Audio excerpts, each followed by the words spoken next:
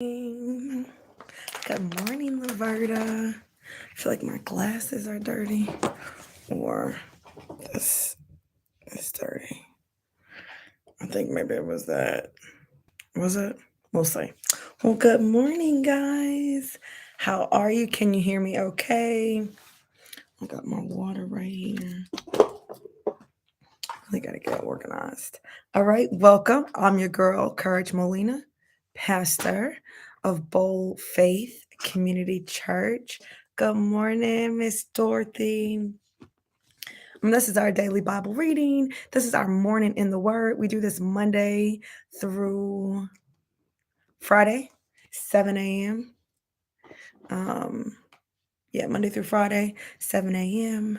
So good work yesterday. I'm glad that it blessed you. Okay. Exodus chapters 39 through 40. We're finishing up Exodus today, which is awesome.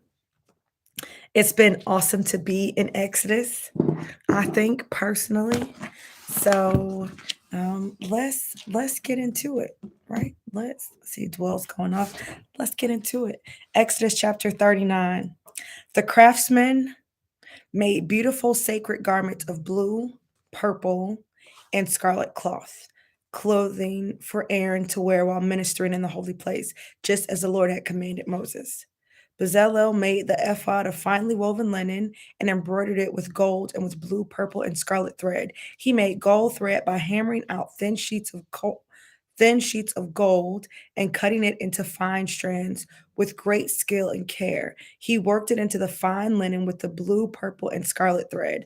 The ephod consisted of two pieces, front and back, joined at the shoulders with two shoulder pieces. The decorative sash was made of the same materials, fine woven linen embroidered with gold and with blue, purple, and scarlet thread, just as the Lord had commanded Moses. They mounted the two onyx stones in settings of gold filigree. The stones were engraved with the names of the tribes of Israel, just as a seal is engraved. He fastened these stones on the shoulder pieces of the ephod as a reminder that the priests represent the people of Israel. All this was done just as the Lord had commanded Moses. Bezalel made the chest piece with great skill and care. He made it to match the ephod using finely woven linen, embroidered with gold and with blue, purple, and scarlet thread. He made the chest piece of a single piece of cloth, folded to form a pouch 9 inches square. They mounted 4 rows of gemstones on it. The first row contained a red carnelian, a pale green peridot, and an emerald. The second row contained a turquoise, a blue lapis lazuli, and a white moonstone. The third row contained an orange jacinth, an agate, and a purple amethyst. These sound like birthstones to me. Just saying. The fourth row contained a blue-green beryl. I don't know what that is. An onyx and a green jasper.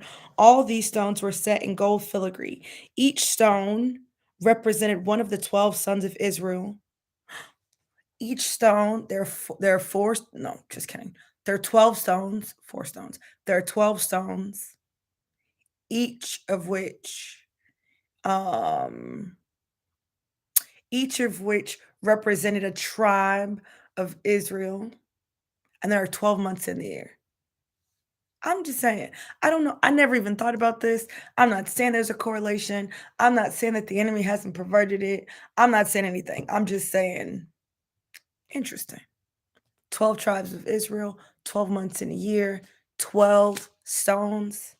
I feel like I'd like to look this up. You know what I'm saying? I feel like I'd like to look this up. All the stones were set in gold filigree. Each stone represented one of the 12 sons of Israel, and the name of that tribe was engraved on it like a seal. Verse 15. To attach the chest piece to the ephod, they made braided cords of pure gold thread.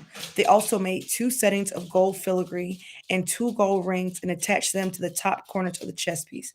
They tied the two gold cords to the rings on the chest piece. They tied the other ends of the cords to the gold settings on the shoulder pieces of the ephod.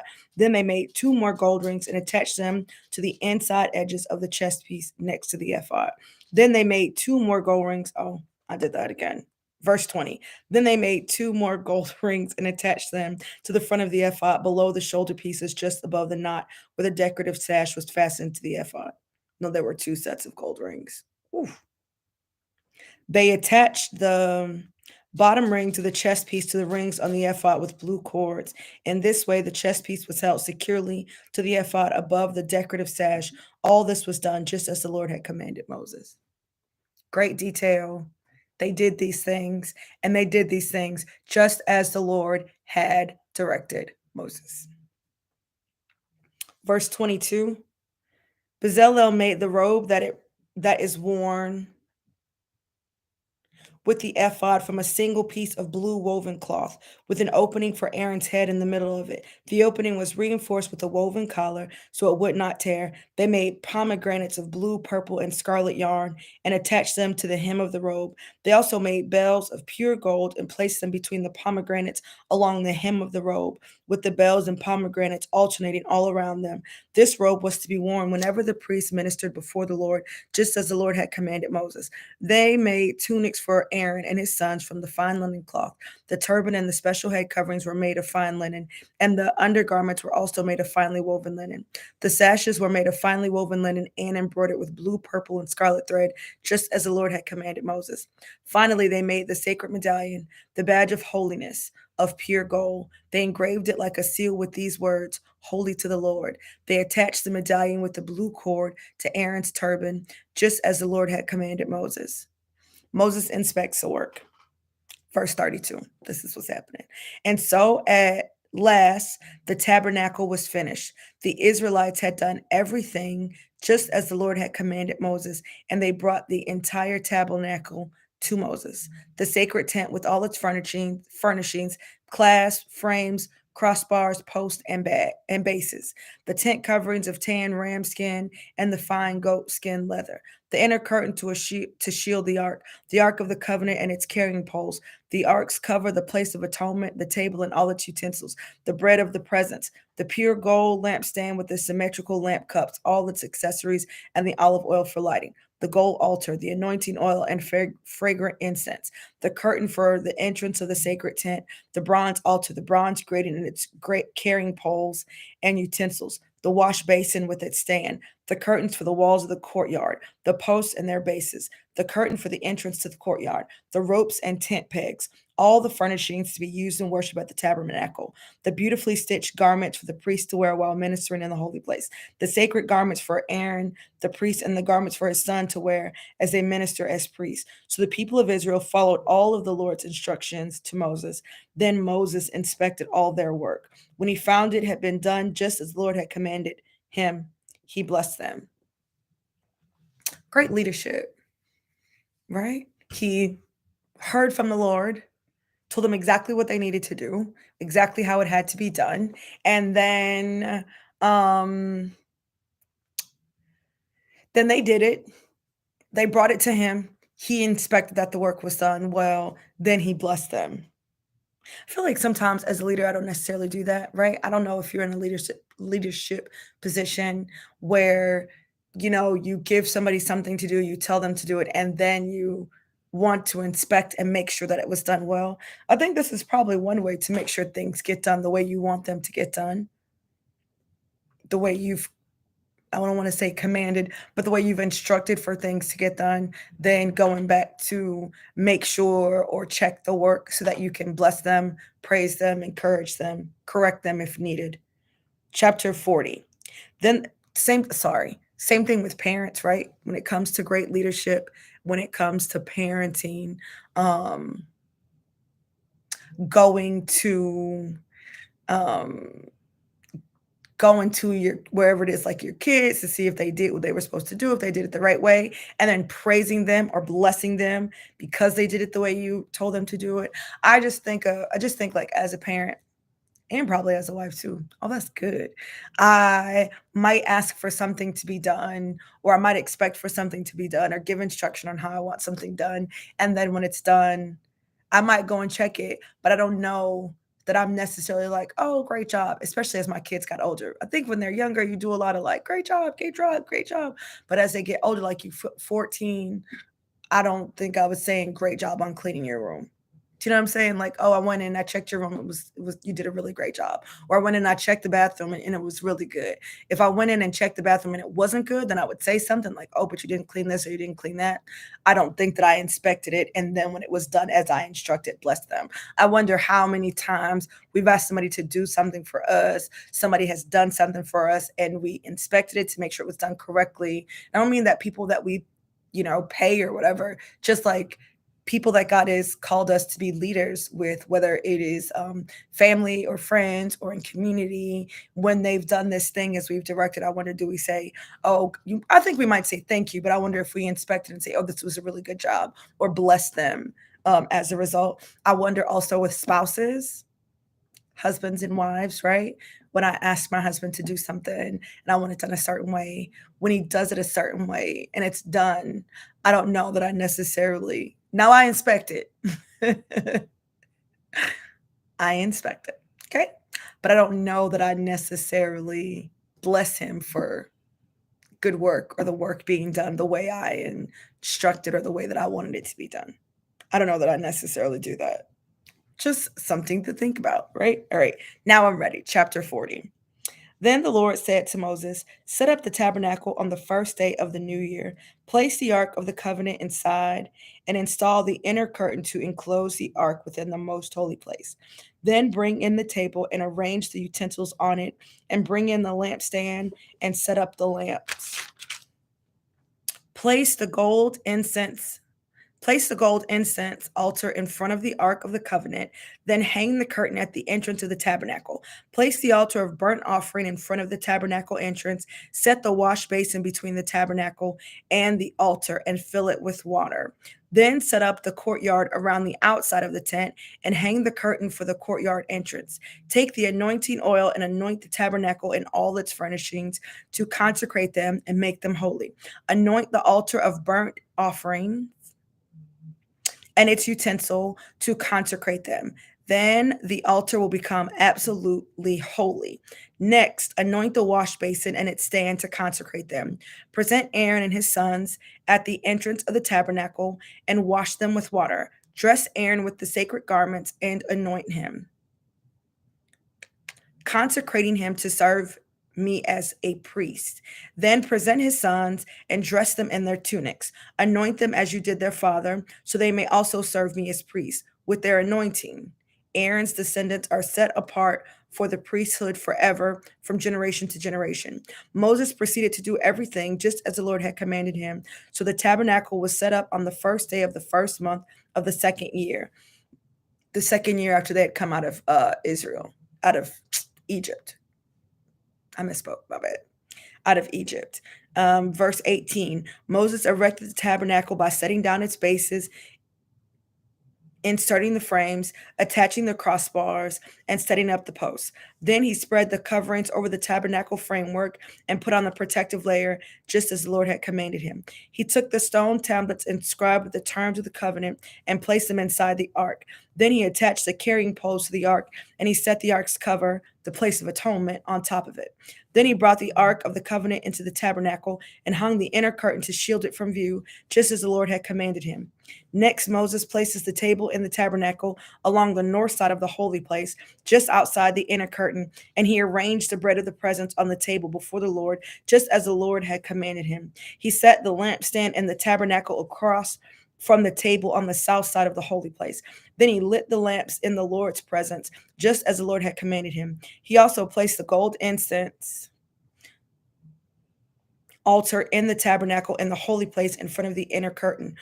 On it, he burned the fragrant incense, just as the Lord had commanded him. He hung the curtain, and at the entrance of the tabernacle, he hung the curtain at the entrance of the tabernacle, and he placed the altar of burnt offering near the tabernacle entrance.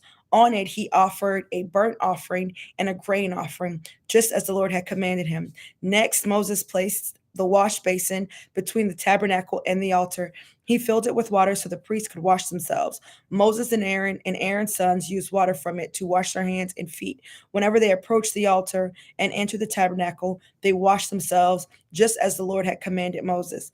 Then he hung the curtains forming the courtyard around the tabernacle and the altar, and he set up the curtain at the entrance of the courtyard. So at last Moses finished the work.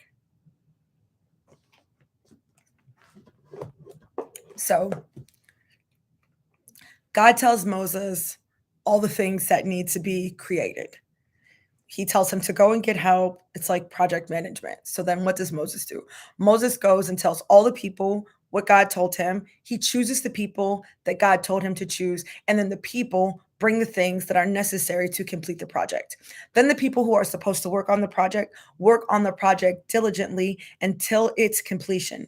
They don't stop because the Lord hasn't come to visit them. They don't stop because it got hard. They don't stop because of the weather. They don't stop because of whatever. They do whatever is necessary for them to do in order for them to complete the work. How do we know that? Because the work actually gets finished. That's how we know. There's no talk of stalling. There's no talk of somebody getting in a rut. There's no talk of somebody taking a break and needing more confirmation from God or going back to Moses to make sure that he really did hear from God or to ask him for more confirmation or more encouragement.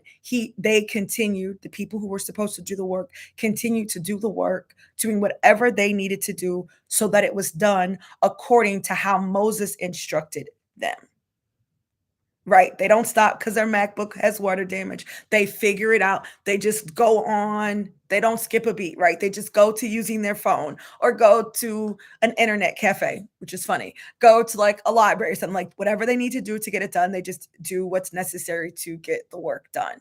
And they do the work diligently and with their skill and with a standard of excellence. When they're done, they then bring that work to Moses to inspect. Moses inspects all of it. It looks good. And so then Moses does the next step, which is what? Setting things up, putting things in place. Because having something made does not necessarily mean that the work is finished, right? They finished making all the things, but they didn't set it up. You finished outlining the book, but you didn't write it. You finished writing the book, but you didn't publish it. You finished publishing the book, but you didn't promote it. Do you see what I'm saying? You finished creating the course, but you didn't set it up. You finished creating the website, but you didn't publish it. You finished the coursework to be ordained. You finished the coursework to start the ministry, but you didn't start the ministry. You see what I'm saying? You got all of the graphics that you needed to do this thing, but you didn't do it. You took the course so that you could have a YouTube channel, so that you could have an online class, so that you could have a coaching program. You took the class. You didn't finish the work though. And if you finished the work, did you publish it though? And if you published it, did you let people know that it was published? Did you let people know that it was available? So you started the YouTube channel, but you ain't did nothing with it. You started the social media account, but you haven't done anything with it. And some of you have been called to use what you have to help people get out of financial situations, to help save marriages, to help start ministries, to help people get in a budget, whatever. God gave you instruction and you did all the outlining. You got a notebook full of outlines. You got a notebook full of great ideas. You have a Bible full of highlighted verses that are specific to the area that you've been called to, but you still haven't written the devotional. You got the outline for the devotional, but you still haven't finished it. You finished the devotional, but you didn't submit it. I'm just saying. I just want y'all to understand what finished is. Finished ain't starting. Finished is finished. I did it all. I know what the Lord wanted me to do it for. And I did it so that I could do the thing that the Lord gave it to me for. You know that the Lord has not called you to outline a devotional so you can outline a devotional. Stop playing. You know that's not what he said. You know that's not it. You know he didn't call you to start a YouTube channel so you can have a YouTube channel and not have any videos. Verse 34. Then the cloud covered the tabernacle. I got to keep reading. Verse 34. Then the cloud covered the tabernacle, and the glory of the Lord filled the tabernacle. When did the glory of the Lord fill the tabernacle? Then the cloud covered the tabernacle, and the glory of the Lord filled the tabernacle. When did the Lord fill the tabernacle? While they were building it? While they were putting it together? While Moses was inspecting it? While Moses was getting it set up? When did the Lord see? I want you to put it in the chat because this is for you. It's for you. What then verse 34, then the cloud covered the tabernacle and the glory of the Lord filled the tabernacle. When? I got at least 9 people on here, 3 that liked it. Yeah, roll your eyes. Go ahead. When did the Lord do it? When did that happen? This is more of interactive. I want you to, contribute. If you could drop in the chat what you noticed about when the Lord filled the tabernacle. When he gave Moses the instruction and they went and told Moses went and took notes about when Moses journaled the instruction from the Lord. Is that when he filled the tabernacle? Is that when the Lord came? Oh, was it when Moses read the instruction to the children of Israel? Is that when the Lord came? Oh, was it when the children of Israel started bringing in their stuff? Oh, no. Oh, was it when the children of Israel bought it to be inspected? Oh, no. Was it when Moses approved it and saw that it was all done well and blessed them? Oh, no, that's not when. Is it when Moses had put it up? Moses didn't just put it up. You understand what I'm saying? Like, I don't know. Y'all might want to go back and read that. He didn't just put the tabernacle together. He put the tabernacle together. He ordained people. He anointed them. He did all the things he was instructed to do. He burned the oil. He turned the light on. He got the stuff ready. Do you understand what I'm saying? He didn't just set it up and walk away. He set it up and did what the Lord told him to do. He did all the things. And so when the work was finished, some of you are looking for confirmation, and confirmation will come with completion. Oh, that was good.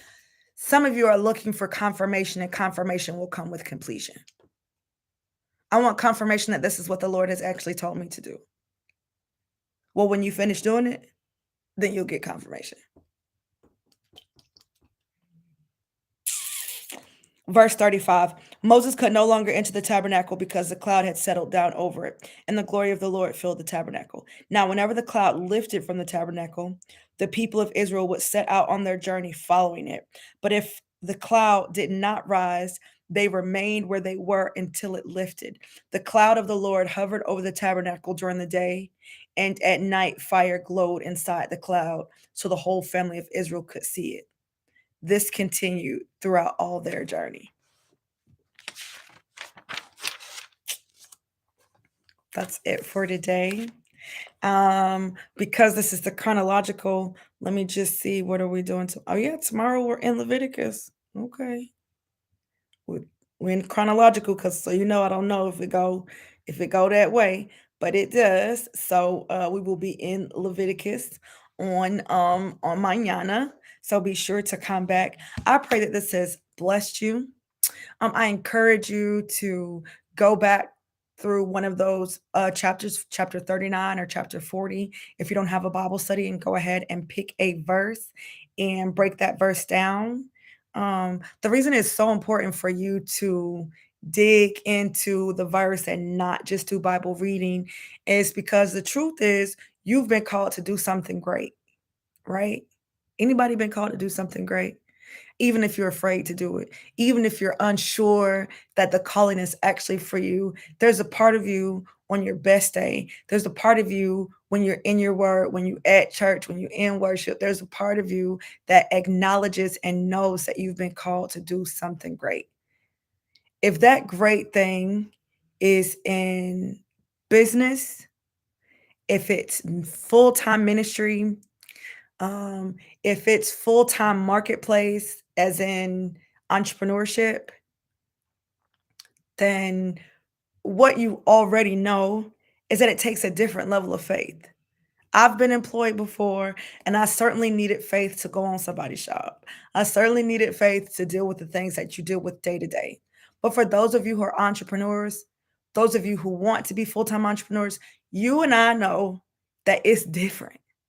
We need a different type of faith. It took a different type of faith. The Israelites needed faith to follow, it takes a different type of faith to lead. Do you know what I'm saying? The Israelites, the children of Israel, it required faith for them to follow. It required faith for them to receive instruction from Moses and do what they were told to do. It required faith on their part. It required a relationship with God. It required that they trusted God. That is very true. But for the leaders, Moses, Aaron, it took a different level of faith. And so that it took a different type of faith. And so that's what I'm saying when it comes to entrepreneurship. Entrepreneurship, not that you don't need faith to be an employee, you definitely need faith. What I'm saying is, as an entrepreneur, it take a different. It's different. It's different. It's different. And so, in order to be prepared for the journey of pursuing your purpose, especially as a woman of faith, especially as a woman of God, it requires that you study the Bible for yourself.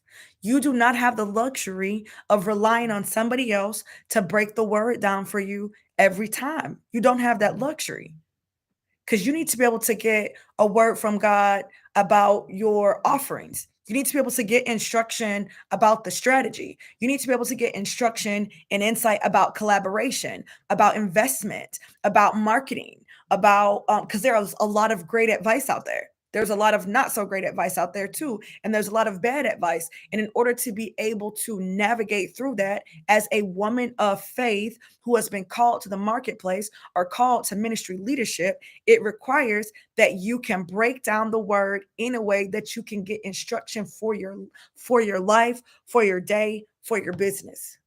You don't have the luxury of just being like, I'm gonna read it and I'm gonna just look at these words, and whatever I feel like it's saying, that's what it's saying. You don't get to be lazy like that. You don't get to be lazy and say, well, I'm not gonna do my part.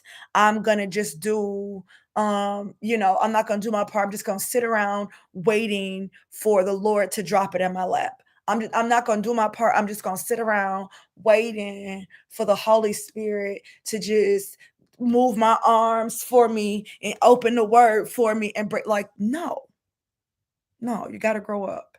You got to grow up. You just got to grow up. And I mean that respectfully. If you don't have a method to do that, if you don't know how to do it, then go to couragemolina.org. There's a free Bible study. There's free Bible study training. It's not a Bible study. I want y'all to understand that this freebie I keep trying to give y'all is not a Bible study. Now it's got a couple verses so you can practice, but it is a training. It is teaching you how to rightly interpret the word using the bold method. What method are you using for Bible study?